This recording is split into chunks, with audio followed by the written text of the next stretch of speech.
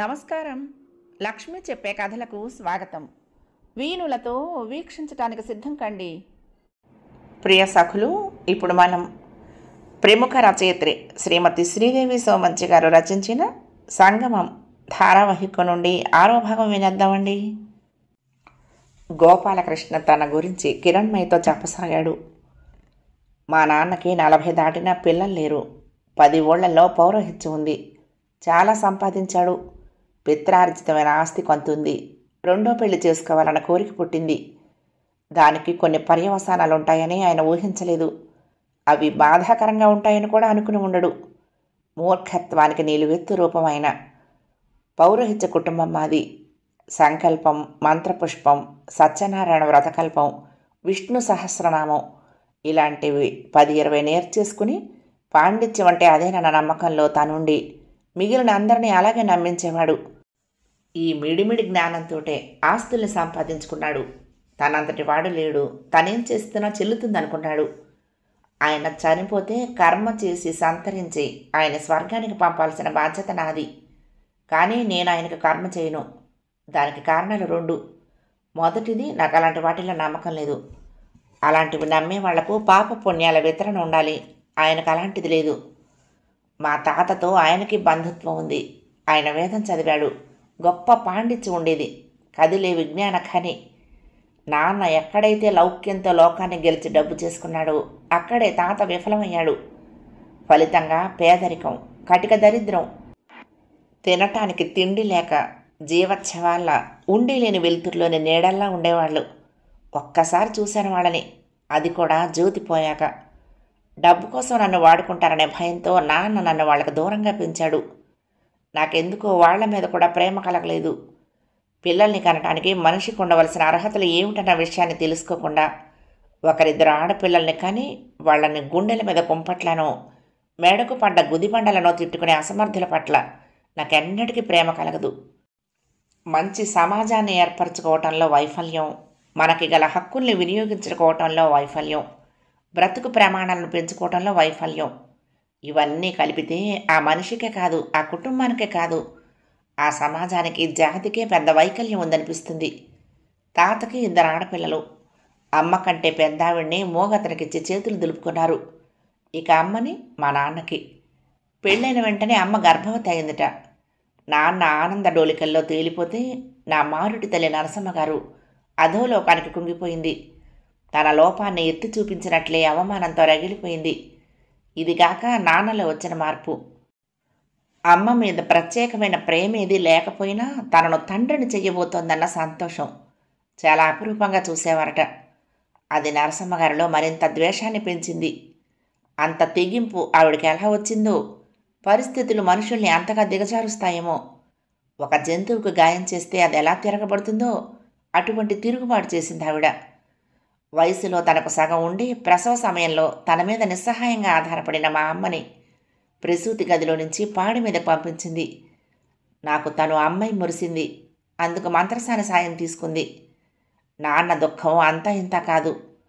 10 ఈతలు ఈని 4 కాలాల పాటు ఉండాల్సిన పాడి గేద అకాలంగా చనిపోతే కలిగే దుఃఖం ఎలా ఉంటుందో అలాంటి దుఃఖం అయింది. తనకు ఇంతే ప్రాప్తం. ఏ జన్మ రుణాన్ని తీర్చుకోవటానికో వచ్చి ఆ రుణం తీర్చుకుని వెళ్ళిపోయిందని తనను తాను ఓదార్చుకున్నాడు. ఆయన మాటల్లో ఆ ఓదార్పు ఎప్పుడూ ప్రకటితమయ్యేది. పాపభారంతో గుండె బరువెక్కి నరసమ్మగారు కూడా ఏడ్చుంటుంది. ఆవిడది ఎంత పెద్ద మనసు అనుకుని ఉంటారు చుట్టూ ఉన్నవాళ్ళు. మా అమ్మ జ్ఞాపకాల అడుక్కు చేరుకుంది. నన్ను నరసమ్మగారు పెంచుతోంది. ఆవిడ ఒళ్ళో పారాడుతున్నాను. ఆమె తను యశోదై పరవశించింది. నన్ను ప్రేమించడానికి ఆమెకు ఎలాంటి ఆటంకం లేదు. తన భర్త రక్తం, తమ భార్యాభర్తల మధ్యన ఇంకెవరూ లేరు. తాత్కాలికంగా వచ్చిన చీలిక మళ్ళీ కలిసిపోయిందనుకుంది. మంగమ్మ అంటే అమ్మకు పురుడు పోసిన మంత్రసాని అడపాదడపా వచ్చిపోతోంది. ఒకసారి చీర, ఇంకొకసారి కొంచెం డబ్బులు, మరొకసారి గిన్నెలు. ఇలా వచ్చినప్పుడల్లా కానుకలు అడుగుతూనే ఉంది. నరసమ్మగారు లేదనకుండా ఇస్తోంది. నాకు కొంచెం ఊహ తెలిసేసరికి ఇది తరచుగా కనిపించే దృశ్యం. ఇంకా ఎందుకే అది వస్తోంది అడిగారు నాన్న ఒకసారి. అప్పటినుంచి జరిగినవన్నీ నాకు ఖచ్చితంగా గుర్తు. అంతకుముందు జరిగినవి మాత్రం కొన్ని ఇలా జరిగి ఉండొచ్చునని ఊహించుకున్నవి, మరికొన్ని లీలామాత్రంగా గుర్తున్నవి. పసిపిల్లవాడి పెంపకం నాకేం తెలుసు, అందుకే మధ్య మధ్యలో వచ్చి చూసి వెళ్ళమంటున్నాను అని జవాబిచ్చింది. ఆయన మరి తర్కించలేదు. నాకు ఇంకొంత వయసు వచ్చేదాకా అలానే సాగింది. మనిషి ఆశకు అంతులేదు. తనకి ప్రాప్తం లేనిదానికి ఆశపడ్డాడు నాన్న. తనది కాని ఫలానికి ఆశపడింది నరసమ్మగారు. మంగమ్మ లాంటి మనిషి చేతిలో ఇరుక్కుంది. ఇంకా ఎంతకాలమేనా ఇలా వేధిస్తావు? ఒకరోజు నరసమ్మగారు కన్నీళ్లతో అడిగింది. మొదట్లో అది అడిగినవన్నీ కృతజ్ఞతతో ఇచ్చింది. తర్వాత గుట్టు రట్టవుతోందేమోనన్న భయంతో ఇచ్చింది. ఆ భయంతోనే ఇంకా ఇంకా ఇస్తూ ఉంది. ఇచ్చినవి నాన్న దృష్టికి పోకుండా ఉండాలని కింద మీద అవుతోంది. ఏటమ్మో మాలా చెప్తున్నావు? నాకేటిచ్చేసినావేటి? 4 సింకె కాకలు, టీలు, చిప్పలు, అప్పుడో 10, ఇప్పుడో పరక, అంతేగా అని నోరు చేసుకుంది. దాన్ని శాంతింపచేసేసరికి ఆవిడ తల ప్రాణం తోక్కొచ్చింది. నా కొడుకే పట్నంలో నౌకరీ అయింది, నన్ను తోలకపోతాడు. ఇగో ఇలా ఎల్లనా? తన బోసి మెడ చూపిస్తూ అడిగింది. నరసమ్మగారికి పై ప్రాణం పైనే పోయింది. ఒంటెడు నగలు చేయించినా ఆయనకు ప్రతి అణా ఎత్తునగా గుర్తే. ఇప్పుడు ఏం చేయటం? దేవుడా, దీనికి భయపడుతూ ఇలా ఎంతకాలం? ఇంతకన్నా ఆ శ్రీలక్ష్మికి దాని పిల్లలకు సేవలు చేస్తేనైనా ఏమో పరము దక్కేవి. ఎంత పాపిష్టి పనిచేశాను, ఏది దారి అని తనలో తను అనుకోవటం విన్నాను. ఇలా అనుకుందని కానీ వాటి భావం ఇదని కానీ అప్పుడు నాకు అర్థమవలేదు. ఇప్పుడు ఆ మొహం గుర్తొస్తే అందులో పలికిన భావాలు ఇవి అనిపిస్తుంది. ఆవిడలో పశ్చాత్తాపం మొదలైంది. తప్పు చేసినందుకు కాదు, తప్పు చేసి పట్టుబడి శిక్ష అనుభవించవలసిన పరిస్థితి ఎదురైనందుకు. అమాయకమైన అమ్మ లేత వదనం కళ్ళ ముందు కదిలి కంటతడి పెట్టింది. ఎందుకమ్మా ఏడుస్తున్నావు? నేను అమాయకంగా అడిగాను. నన్ను దగ్గరకు తీసుకొని కన్నీళ్లు పెట్టింది. ఏటి మాట్లాడువు? గదిమింది మంగమ్మ. బంగారపు గొలుసిస్తే పంతులు గారు ఊరుకుంటారటే, 2 మంచి మంచి చీరలు ఇవ్వనా? అమ్ముకున్న డబ్బులు వస్తాయి. నరసమ్మగారు బతిమాలింది. నీకంటే ఆయన పెనిమిటి భయం, నాకేం భయం? నానెళ్ళి ఆయన్ని అడుగుతా అని బయలుదేరింది మంగమ్మ. దాన్ని వెనక్కి లాక్కొచ్చి 2 కాసుల గుళ్ల పేరు చేతిలో పెట్టి మళ్ళీ అలాంటి కోరిక కోరనని దాని కొడుకుల మీద మనవడి మీద ఒట్టేయించుకుంది నరసమ్మగారు. అది వెళ్ళిపోయింది. గండం గడిచినట్లు అనిపించింది ఆవిడికి. ఇక నాన్నకు సమాధానం చెప్పుకోవాలి. ఆయనకు ఏమని చెప్పాలి? పోయిందంటే ఎక్కడ పోయింది, ఎలా పోయింది, అన్నీ ఉండగా ఇదే ఎలా పోయిందని యక్ష ప్రశ్నలు వేస్తాడు. ఎటుకు తోచలేదు ఆవిడకి. రాత్రి రాగానే అడగనే అడిగాడు నాన్న. ఆయనది చాలా నిశిత దృష్టి. ఆవిడ ఒంటి మీద ఉండే ప్రతిదీ గుర్తే. పుట్టింటి వారికి ఇచ్చేస్తుందనే భయంతో కందులు పెసల మూటలతో సహా అన్ని లెక్కలు చూసుకుంటాడు. ఏవో చిన్న చిన్న నాగులు తప్పించి అన్నీ ఒంటి మీదే ఉండాలంటాడు. అందరూ భార్యను సాక్షాత్తు లక్ష్మీదేవి అనుకోవాలని ఆయన ఆకాంక్ష. నరసమ్మగారు తడబడిపోయింది. అంత వెంటనే పట్టుబడిపోతాననుకోలేదు ఆవిడ. జవాబు ఇంకా ఆలోచిస్తూనే ఉంది. ఆలోచనలు ఇంకా తెగనే లేదు. బయటకు చెప్పక తప్పని తరుణం వచ్చేసింది. అది అది తడబడిపోయింది. నాన్నలాగా ఎదుటి వాళ్ళ తెలివి తక్కువతనాన్ని డబ్బు చేసుకుని చాలామణి అయ్యేవాళ్ళు తక్కువ మంది ఉంటారు. నరసమ్మగారి పుట్టింటి వాళ్ళు కూడా లేనివాళ్లే. చాటుగా మాటుగా ఆవిడ వాళ్ళకి సర్దుతుంది. నాన్న ప్రసన్నంగా ఉన్నప్పుడు చూసి చూడనట్లు ఊరుకుంటాడు. లేనప్పుడు మాత్రం పెద్ద రభసే. చేటడు బియ్యమో 10 రూపాయలోనో అయితే పర్వాలేదు, ఏకంగా 2 కాసుల నాగే. ఇంతకాలం ఉపేక్ష వహించడం తనది తప్పు. రచ్చకెక్కకుండా తెచ్చుకోవాలని ఆలోచించి కట్టలు తెచ్చుకురాబోతున్న ఆగ్రహాన్ని నిగ్రహించుకున్నాడు. కానీ నరసమ్మగారి దుర్బలమైన మనస్థితి నిభాయించుకోలేకపోతుంది. ఆయన తన రహస్యం కనిపెట్టేశాడని భ్రాంతి పడింది. అంతే, పూనకం వచ్చింది ఆవిడికి. నిలువున ఊగిపోయింది. జుట్టు పీక్కుంది, ఒళ్ళు రక్కుకుంది, బట్టలు చింపుకుంది. చివరికి శ్రీలక్ష్మి, నిన్ను నేను చంపలేదు అని పెద్ద కేక వేసి విరుచుకు పడిపోయింది. చుట్టుపక్కల వాళ్ళు వచ్చారు. భూత వైద్యుడు వచ్చి వైద్యం చేశాడు. ఈ తంతంతా నేను చూశాను. నాన్నలో అనుమానం మొదలైంది. ఆవిడ కలవరానికి పూనకానికి గల కారణం ఊహించాడు. ఆయనవి అఖండమైన తెలివితేటలు. తీగలాగితే డొంకంతా కదిలింది. అయితే ఆయన ఆవిడ అసహించుకోలేదు. అంతా వెళ్ళిపోయాక ఇంతే అన్నాడు. వీర్రిదానా, ఎందుకే ఇంత తొందరపడ్డావు? నిన్ను వదిలేస్తానని నన్ను నమ్మలేకపోయావుటే. నీ తర్వాతే ఎవరైనా అది పిల్లల్ని కంటూ పడుండేది అన్నాడు. ఆవిడ ఏడుస్తూ ఆయన కాళ్ళ మీద పడింది. ఆయన ఆవిడ్ని క్షమించేశాడు. ఆ మంగమ్మని నేను బెదిరిస్తాను. ఎప్పుడైనా వస్తే ఏ పాత బట్టను పడేసి నోరు మూయించు. ఏదో ఒకటి ఆలోచిద్దాం. నలుగురిలో అల్లరి పెడితే మన పరువే పోతుంది అన్నాడు. ఆమె స్త్రీ హృదయాన్ని గాయపరిచి ఆయన ఒక తప్పు చేశాడు. తన స్థానాన్ని బదిలిపరచుకోవడానికి ఆవిడ మరో తప్పు చేసింది. ఇద్దరూ రాజీకొచ్చారు. నా మనసు నలగటం బహుశా అక్కడే మొదలై ఉంటుంది. మరో 4 ఏళ్లు గడిచాయి. మంగమ్మని కొడుకు తీసుకువెళ్ళలేదు. గొలుసు మాత్రం లాక్కుపోయాడు. అది ఇంకా ముసలిదైంది. మా ఇంటికి వచ్చిపోతూనే ఉంది. వస్తే ఏదో ఒకటి అని నరసమ్మ గారి కంట తడి చూడకుండా వెళ్ళదు. దానికో విషయం అర్థమైంది. ఆవిడ చేసిన తప్పిదాన్ని నాన్న క్షమించేసిన భార్యాభర్తలిద్దరూ కలిసి లోకానికి భయపడుతున్నారని. అయితే ఇద్దరూ ఒకటయ్యాక ఇదివరకటంతలా దాని ఆటలు సాగటం లేదు. నాకప్పుడు 10 ఏళ్ళు ఉంటాయేమో. మంగమ్మ రావటం, నరసమ్మ గారిని ఏడిపించి వెళ్ళటం చూస్తున్నాను. మొదటిసారి ఆవిడకి పూనకం రావటం నా మనసులో ముద్రించుకుపోయింది. ఒకరోజు మంగమ్మ దగ్గరికి వెళ్ళి అడిగేశాను, ఎందుకు మా అమ్మని అలా ఏడిపిస్తావు అని. నేనెందుకు ఏడిపించానయ్యా, చేతులారా చేసుకున్న దానికి ఏడుస్తుంది నిర్లక్ష్యంగా అంది. ఏం చేసింది? నాలో కుతూహలం. ఈ మధ్య తన ఆటలు సాగటం లేదని మంగమ్మకు కచ్చగా ఉంది. విషయం చెప్పేసింది.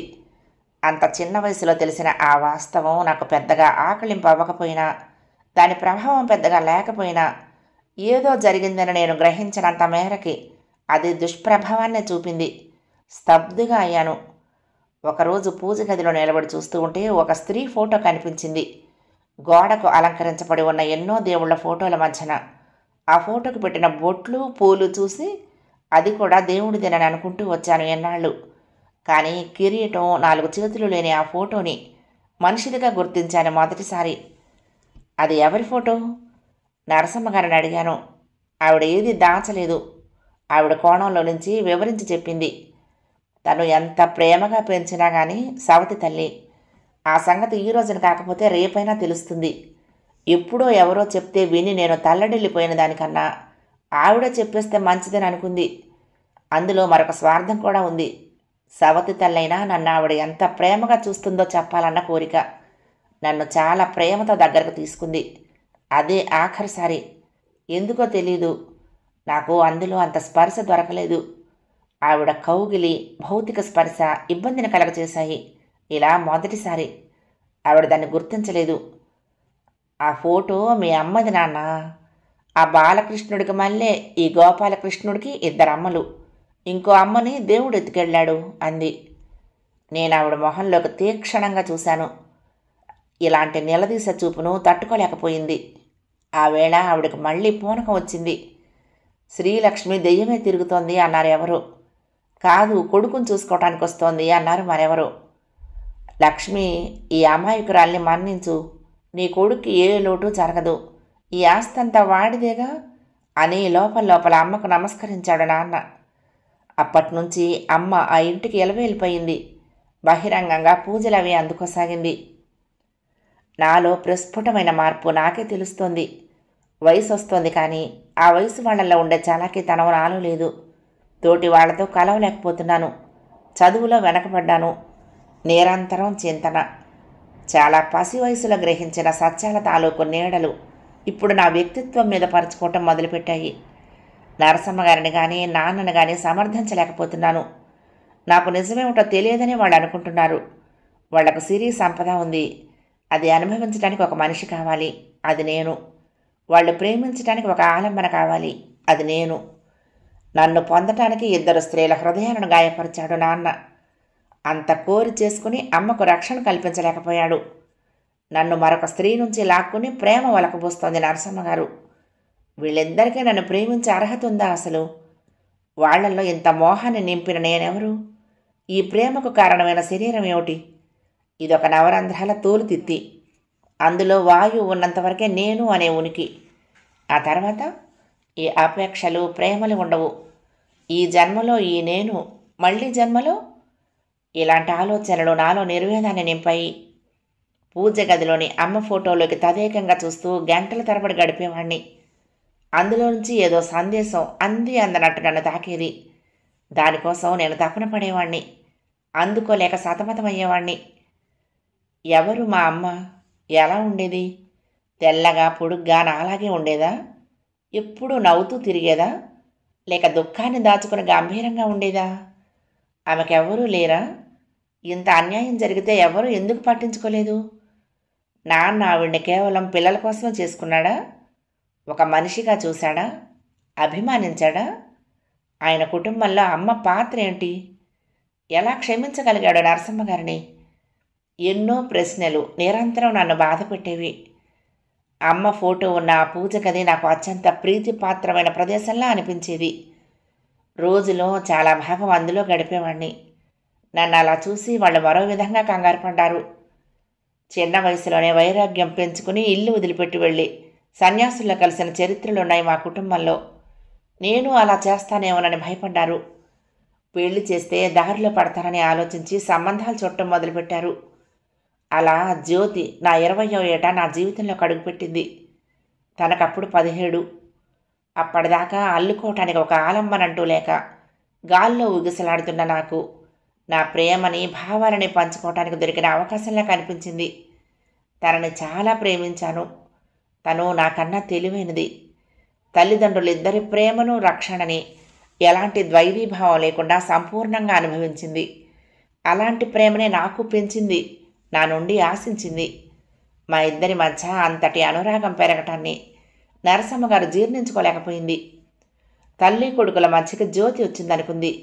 అత్తగారిని అనే ఆధిక్య భావనతో నా వెనుక జ్యోతిని సూటిపోటి మాటలనేది. ఆ సంవత్సరం నా పరీక్ష తప్పింది.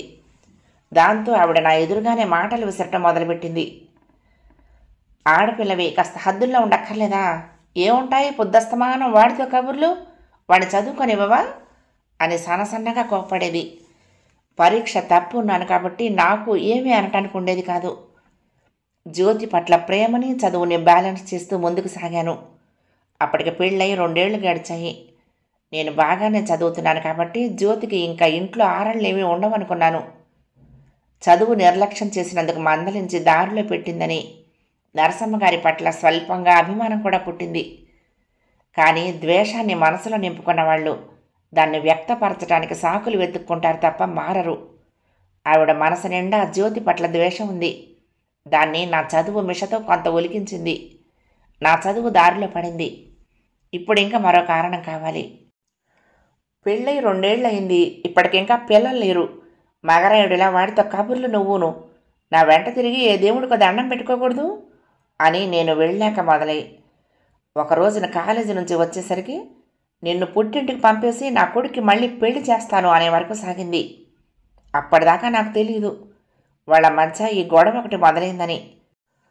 నేను ఇంట్లో నుంచి కదలగానే మొదలవుతుందిట, తిరిగి వచ్చేదాకా సాగుతుందిట. నా మనసు పాడు చేయటం ఎందుకని చదువు నుంచి మళ్ళీపోతానని జ్యోతి నాకు చెప్పటం లేదు. ఆ రోజు కాలేజీలో స్ట్రైక్ ఉండటం చేత వెళ్ళిన వాడిని వెంటనే తిరిగి వచ్చేశాను. జ్యోతిని సినిమాకి తీసుకువెళ్ళాలనుకున్నాను. నేను వచ్చేసరికి ఇద్దరు బాగానే గొడవ పడుతున్నారు. ఆవిడ ఇలా అంటోందని నాకెందుకు చెప్పలేదు? జ్యోతిని కోపంగా అడిగాను. ఏం తప్ప నేనన్నమాట? ఇన్నేళ్ళైనా పిల్లలు లేరంటే ఏమనుకోవాలి? మన ఇంట్లో పద్ధతే అంతా. 2వ పెళ్లి భార్యకు కానీ పుట్టరు. మీ తాతకి అలాగే జరిగింది, మీ నాన్నకి అలాగే అయ్యింది. నువ్వు అంతే. మాకు మనవల్ని ఎత్తుకోవాలని ఉండదా? అంది నరసమ్మ గారు. అది మూర్ఖత్వమా, తెలియనితనమా? నాన్న వలన మా అమ్మతో పాటు తను కూడా నష్టపోయింది. మళ్ళీ అలాగే చేస్తానంటుందేమిటి? అలాంటి ఆలోచనలు ఎందుకు వస్తాయి? మాకేమైనా వయసు మించిపోయిందా? ఏ కారణం చేతనైనా పిల్లలు పుట్టకపోతే వేరే బతుకు లేదా? అసహ్యం అనిపించింది. మా అమ్మ గుర్తొచ్చి కోపం కూడా కలిగింది. మాకు ప్రాప్తం ఉంటే పుట్టక మానరు. ప్రాప్తంలో లేని దానికోసం నేను ప్రాకులాడను. నా తల్లిని మీరిద్దరూ కలిసి ఏం చేశారో నాకు తెలుసు. ఈ ఇంటి చరిత్రలోకి మరో శ్రీలక్ష్మి రానక్కర్లేదు అన్నాను కటువుగా. నాకు ఆ విషయం తెలిసిందని అర్థం కావటానికి ఆవిడకి కొంత వ్యవధి పట్టింది. కానీ ఇదివరకు వచ్చినట్లు పూనకాలేవి రాలేదు. కారణం ఆవిడ మీద ఇప్పుడు ఎలాంటి ఒత్తిడి లేదు. తప్పు చేశానన్న భయం లేదు. నాన్నకు తెలిస్తే ఏమవుతుందోనన్న సంకోచం లేవు. అందుకనే నిబ్బరంగా ఉంది. కొంత తెలతెలబోవటం సహజంగానే జరిగింది. అప్పుడే బయట నుంచి వచ్చిన నాన్న ఆ మాటల్ని విన్నాడు. ఉన్నమాట అనేసరికి ఆయన తట్టుకోలేకపోయాడు. అహం తీవ్రంగా దెబ్బతింది. ఇష్టం వచ్చినట్లు నన్ను తిట్టేశాడు. నేను తగ్గలేదు. ఇంకా ఆ ఇంట్లో నేను ఉండలేననిపించింది. నా తల్లికి రక్షణ ఇవ్వలేని చోట నా భార్య మాత్రం సురక్షితంగా ఉంటుందా? వాళ్ళు తెగించిన మనుషులు, పాపపుణ్యాలు, నీతి నియమాలు, న్యాయాన్యాయాలు విచక్షణ లేని వాళ్ళు. జ్యోతిని తీసుకుని ఇంట్లో నుంచి కట్టుబట్టలతో వచ్చేశాను. నరసమ్మగారు నన్ను ఆపమని నాన్నని బతిమాలింది. చిన్నవాడు, లోకానుభవం లేనివాడు, వాళ్ళు వీళ్ళు చెప్పినవివో మనసులో పెట్టుకొని అన్న మాటలు పట్టుకొని ఇంట్లో నుంచి పంపించేసుకుంటావా అని నన్ను హోల్డ్ చేయడానికి ప్రయత్నించింది. వెళ్ళనివే, ఎలా బతుకుతాడో చూస్తాను అన్నాడు నాన్న. అమ్మ గురించి నేను అలా అనటం ఆయన జీర్ణించుకోలేకపోయాడు. తప్పు చేసి పట్టుబడిన వ్యక్తి ఆ తప్పును ఒప్పుకోవటానికి ఎదురు తిరుగుతాడే, అలా ప్రవర్తించాడు. నాకు మరింత అసహ్యత కలిగింది. ఎంఏ ఫైనల్ రాసిన పిల్లలు కొందరు రూమ్ తీసుకుని ఉంటున్నారు. వాళ్లల్లో చందు ఒకడు. మా ఇద్దరికి డిగ్రీ నుండి స్నేహం ఉంది. వాళ్ల గది, స్టవ్, చాప, దిండు, వంట పాత్ర లాంటి చిన్న చిన్న సామాగ్రితో సహా మాకిచ్చారు. నేను ఇంట్లో ఎందుకు గొడవ పడ్డానో అంత వివరంగా చెప్పలేదు, కానీ గొడవలైన విషయం మాత్రం స్పష్టంగా చెప్పాను. చందు విడిచిపెట్టలేదు. నేను తన దగ్గర ఏది దాచలేదు. తను దిగ్భ్రాంతుడయ్యాడు. ఒక్క గదిలో చాలీచాలన సామాన్లతో మా కాపురం మొదలైంది. జ్యోతి చాలా తెలివైనదని మరొకసారి రుజువైంది. ఉన్న వాటిలోనే అన్నీ సర్ది వంట చేసింది. ఇద్దరం పీటలు లేకుండా కింద కూర్చుని మొదటి భోజనం చేశాం. ఒకరిని చూస్తూ ఉంటే ఇంకొకరికి బాధగా ఉంది. ఎవ్వరం బయటపడలేదు. నాలో ఒక భావన ఉంది. ఆ ఇంట్లో ఉన్న సిరి సంపద నాకు చెందింది కాదు. వాటి విలువ నా తల్లి ప్రాణం. వాటి మీద నాకు ఎలాంటి మమకారం లేదు. కానీ జ్యోతి ఆ ఇంటితో, ఆస్తుపాస్తులతో అనుసంధానించుకుని ఉన్న నన్ను పెళ్లి చేసుకుంది. 10 మంది పిల్లల మధ్య అయినా పద్ధతిగా పెరిగింది. ఇటు వాళ్ళింట్లోనూ అటు మా ఇంట్లోనూ చేతి కింద ఎందరో పనివాళ్ళు. ఏ పని ప్రత్యేకించి కష్టపడి చేయక్కర్లేదు. అలాంటిది ఇక్కడ అన్ని పనులు తానే చేసుకోవాలి. సంగతి తెలిసి జ్యోతి తల్లిదండ్రులు వచ్చారు. కూతురిని అలా చూసి వాళ్ళ హృదయాలు క్షోభించిపోయాయి. ఈ గదేమిటి, ఈ కాపురం ఏంటి, చాలే చాలకుండా ఈ బతకటం ఏంటి అని జ్యోతిని దగ్గరకు తీసుకుని కన్నీళ్లు పెట్టింది ఆమె తల్లి. ఇక జ్యోతి తండ్రి, అసలు గొడవ ఏంటో చెప్పండి, మీ నాన్నగారితో మేము మాట్లాడతాం అంటాడు. మాలో మాకు ఎన్ని గొడవలున్నా మరొకరితో అవి చెప్పుకునేవి కావు. చెప్పమన్న అనుమతి నా నుంచి లేదు కాబట్టి జ్యోతి కూడా చెప్పలేదు. మాకు ఇంకా పిల్లలు పుట్టకపోవటమే గొడవకు మూల కారణమని కొంత సంభాషణ తర్వాత వాళ్ళే గ్రహించారు. వాళ్ల కూతురి పట్ల నాకు అంత ప్రేమ ఉన్నందుకు లోపల సంతోషించారు, కానీ బయటకు నన్నే మందలించారు. పెద్దవాళ్లకు ఇలాంటి విషయాల్లో ఆతృత ఉంటుంది. గొడవ పడటం వలన పరిష్కారాలు దొరకవు. నాతో తీసుకువెళ్ళి సంతాన గౌరీ వ్రతం చేయిస్తాను. మాకు తెలిసిన సాధువు ఒక ఆయన ఉన్నాడు, చాలా మహిమ గలవాడు. ఆయన దగ్గరికి వెళ్తే తాయెత్తు కడతాడు. దేనికైనా టైం రావాలి. మనం ఊరికే హైరాణ పడితే అవుతుందా అంది జ్యోతి తల్లి, కొంత మందలింపుగాను కొంత ఓదార్పుగాను. నాకే కాదు, అందులో నరసమ్మగారికి అందులోని మందలింపు చెందుతుంది. ఈ గొడవలు తగ్గేదాకా అమ్మాయిని మేము తీసుకువెళ్తాము. ఒక్క గదిలో ఇద్దరు వండుకు తింటూ ఎలా ఉంటారు? మగవాళ్ళు ఉండటం వేరు, ఏకంగా కాపురం పెట్టడం వేరు అంది. కష్టమో సుఖమో నాకు ఇక్కడే బాగుందమ్మా. నా కోసం అతను తన వాళ్ళతో దెబ్బలాడొస్తే నా సౌఖ్యాల కోసం నేను మీ దగ్గరికి రావాలా? అలా నాకు బాగుండదు, నేను రాను అంది జ్యోతి. వాళ్ళెంత చెప్పినా వినలేదు. నేను కూడా చెప్పాను, తను ఒప్పుకోలేదు. కొన్ని ముఖ్యమైన వస్తువులు కొనిచ్చి జ్యోతి చేతికి కొంత డబ్బిచ్చి వెళ్ళారు వాళ్ళు. కొన్నాళ్ళు నాన్నతో రాయబారాలు, మంత్రాలు జరిగాయి. నేను వాళ్లకు ఏం చెప్పానో, మా ఇంటి విషయాలు ఎంతవరకు చెప్పానో నాన్నకు తెలియదు. గుమ్మడికాయల దొంగ అంటే భుజాలు తడుముకున్నట్లు తనని తాను సమర్థించుకునే ప్రయత్నాల్లో పడ్డాడు. నన్ను కాదని వెళ్ళాడు, వచ్చి నా కాళ్ళ మీద పడేదాకా రానివ్వను అన్నాడట. అది తెలిసింది నాకు. పెద్ద ఆయన అలా అనటం అమానుషంగా అనిపించింది వాళ్లకు. పిల్లలు తప్పులు చేస్తారు, మనం కడుపులో పెట్టుకుని వాళ్ళని కాయాలి, అంత కర్కోటకత్వం ఏమిటి అన్నారు. జ్యోతి అన్నదమ్ములు కలగ చేసుకున్నారు. ఒక్క కొడుకు బావా నువ్వు, వాళ్ళు ముసలివాళ్ళు ఎంతకాలం బతుకుతారు? ఆస్తంతా ఆయన స్వార్జితం. పంతానికి పోయి ఎవరికైనా రాసిస్తే ఏం చేస్తావు? మీ అమ్మ నాన్నలే కదా, అంత పంతం నీకు మంచిది కాదు. కొంతకాలం ఊర్చుకోలేవా? మా చెల్లికి అన్యాయం చేస్తే మేం మాత్రం చూస్తూ ఊరుకుంటామా? నీకు అండగా నిలబడమా? నాలుక చివరి మాటగా క్షమించమని అడిగేసి ఇంటికి వెళ్ళిపో అన్నారు. నేను వినలేదు. వాళ్ళకి బాగా కోపాలు వచ్చాయి. ఇలా ఇంకొంతకాలం గడిచింది. ఇంతలో జ్యోతి ప్రెగ్నెంట్. మా మధ్య గొడవలు సమసిపోయినట్లే అని అందరూ అనుకున్నారు. బయటకు కనిపించే గొడవ తీరిపోయింది, కానీ నా లోపలి గొడవ ఇంకా అలాగే ఉంది. ఆ ఇంటికి తిరిగి వెళ్ళటానికి నా మనసు సహకరించటం లేదు. ఇంకొన్ని రోజులు గడిచాయి. కేశవమూర్తి గారి పరపతి చూసి పిల్లనిచ్చాము. ఎర్ర యాగాని విలువ చేయను నిన్ను చూసి కాదు అనుకునే స్థాయికి దిగజారాయి జ్యోతి కుటుంబంతో నా సంబంధాలు. కొద్ది కొద్దిగా సంపాదిస్తున్నాను. చాలా చోట్ల ఉద్యోగాలకు పెట్టుకున్నాను. అటెండెన్స్ మేనేజ్ చేస్తూనే దొరికిన ఉద్యోగం వల్ల చేస్తున్నాను. జ్యోతి నాతో సంతోషంగానే ఉంది. ఇరుపక్షాల వాళ్ళు మమ్మల్ని అలా వదిలేసుంటే జీవితాలు సాఫీగా సాగిపోయావనుకుంటా. జ్యోతి తండ్రి చనిపోయాడు. ఆయనకు మొదటే గుండెపోటుంది, షుగరు, బీపీ ఉన్నాయి. సరైన వైద్యం చేయించుకోకుండా కషాయాలు పసర్లు తాగి ప్రాణం మీదకు తెచ్చుకున్నాడు. ఆయుర్వేదం ఆయుర్వేదంగానే చూడాలి, అరాకొర తెలిసిన వైద్యంగా కాదు. అదొక జీవన శైలి. వెళ్ళకూడదన్న నిషేధం లేదు కాబట్టి మేము కూడా చావుకు వెళ్ళాము. మమ్మల్ని జ్యోతి అన్నదమ్ములు సమంగా చూడకపోవడం స్పష్టంగా తెలిసింది. నా విలువ మా నాన్నని బట్టే అని తెలియచెప్పడానికి చాలా ప్రయత్నం చేశారు. డబ్బు లేని మేము వాళ్ళ మీద ఎక్కడ ఆధారపడిపోతామో అని భయపడ్డట్టు కనిపించారు. నాన్న నరసమ్మగారు వచ్చారు. గర్భవతి అయిన జ్యోతిని ఆవిడ ఎంతో అపురూపంగా చూసుకుంది. అయితే తన జీవితంలో సాధ్యపడనిది మరొకరికి సాధ్యపడ్డందుకు ఒక గాయం కూడా ఆ కళ్ళల్లోనూ చూపులోనూ కనిపించింది. ఒకనాడు నా తల్లిని కూడా ఆవిడ అలాంటి చూపులే చూసుంటుందన్న భావన కలిగింది. జరిగిన గొడవ చాలు, ఇంకింటికి వచ్చేయండి, నేను నాన్నకు నచ్చ చెప్తాను అంది నాతో ఎవ్వరూ లేనప్పుడు. వద్దు, మీ నీడ కూడా మా మీద పడటానికి వీల్లేదు. మా బతుకు మేము బతకగలం కరుగ్గా అన్నాను. ఆవిడ చిన్నపుచ్చుకుంది. ఆవిడ నా కన్న తల్లి అయ్యి అదే తప్పును మరొకరి పట్ల చేసుంటే నా తల్లి అనే మమకారంతో క్షమించగలిగేవాణ్ణేమో. కానీ తప్పు జరిగిందే నా తల్లి పట్ల. వాళ్లతో ఎలా కలిసిపోను? తన అన్నదమ్ములు మమ్మల్ని చూసిన విధానం జ్యోతిని తీవ్రంగా గాయపరిచింది. ఆస్తులతోటైనా అన్నయ్య మనిషికి విలువ? వాళ్ళ దగ్గరికి వెళ్ళకపోవటానికి ఆయన కారణాలేవో ఆయనకున్నాయి.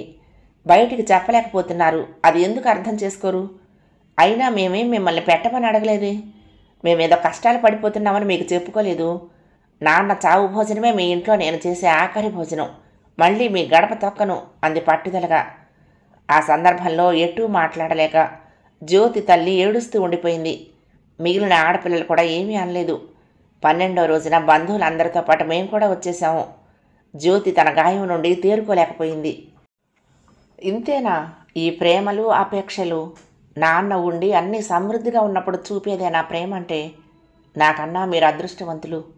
ఏవి ఎలా జరిగినా మీ వాళ్లకు మీ మీద ప్రేమ ఉంది అని ఏడ్చింది జ్యోతి. తనను ఓదార్చడం నా వల్ల కాలేదు. జ్యోతి అక్క గాయత్రి, ఆమె భర్త మమ్మల్ని వెతుక్కుంటూ వచ్చారు. గాయత్రి జ్యోతి కన్నా 6 ఏళ్లు పెద్దది.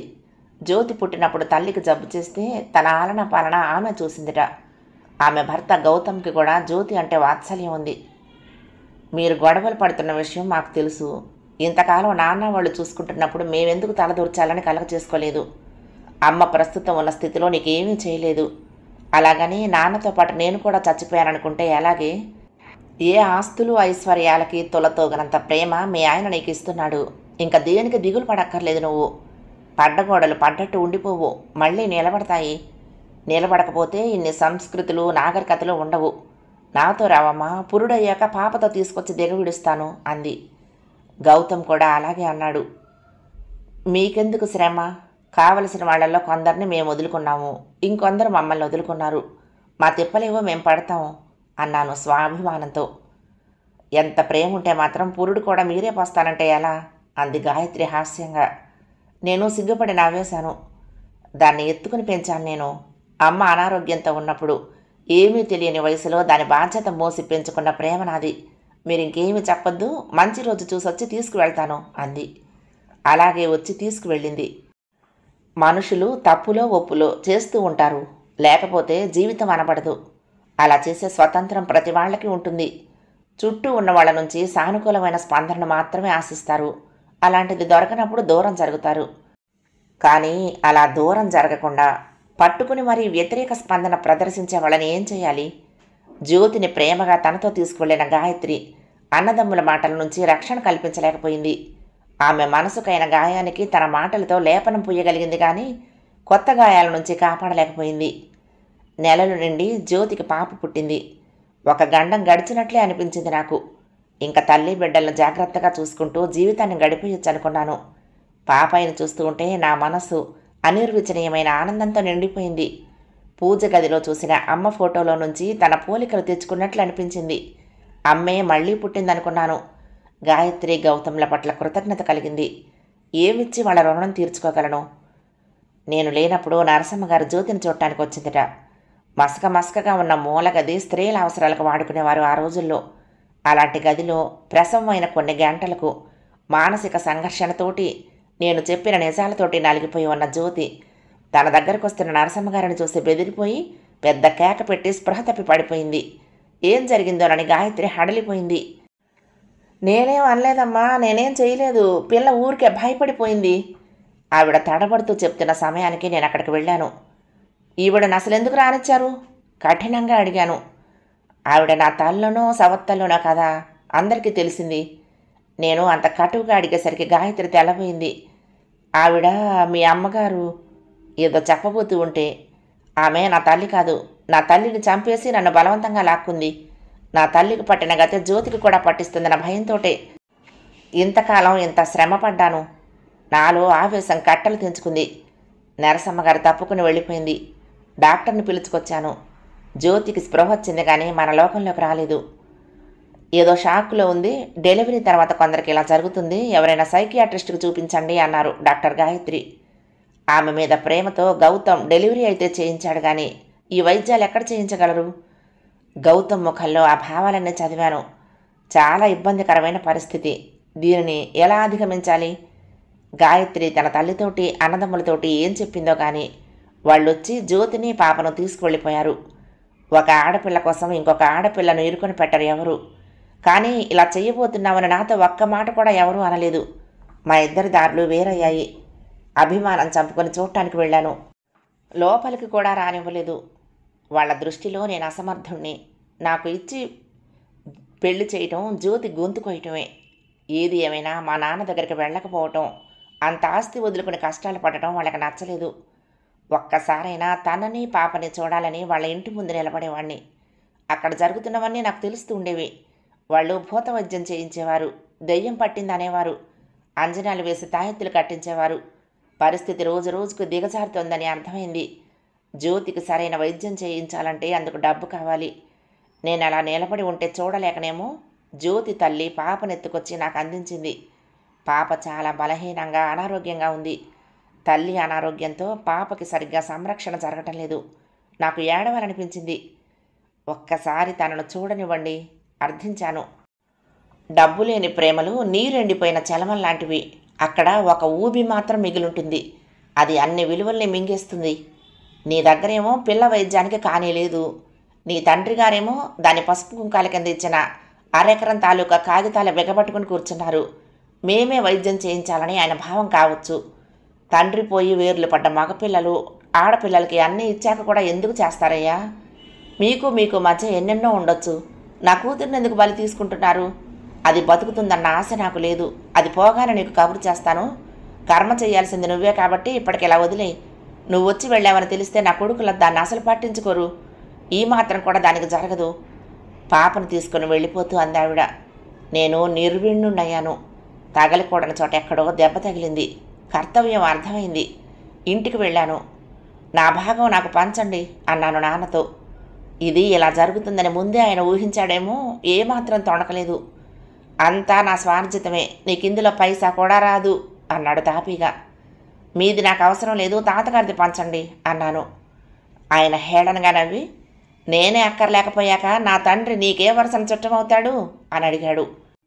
నా సహనం నశించిపోయింది. సరే, మీది వద్దు, మీ తండ్రిది వద్దు, కనీసం జ్యోతికి ఇవ్వండి. తను చావు బతుకుల్లో ఉంది, వైద్యం చేయించుకుంటాను అన్నాను. ఇన్నాళ్ళు ఇద్దరిని కూర్చోబెట్టి మేపాను. నీ చదువు ఫీజులు అన్నిటికీ చెల్లు అన్నాడు. నాకు ఆయన్ను చూస్తూ ఉంటే అసహ్యం వేసింది. నిస్సహాయత. జ్యోతికి ఏం జరుగుతుందోనన్న ఆందోళన. పాప పరిస్థితి నాలో తీవ్రమైన ఒత్తిడిని కలగచేశాయి. మొదటిసారి తాగాను. తాగి ఇంటికి వెళ్ళి గొడవ చేశాను. నాన్నని అనరాని మాటలన్నీ అన్నాను.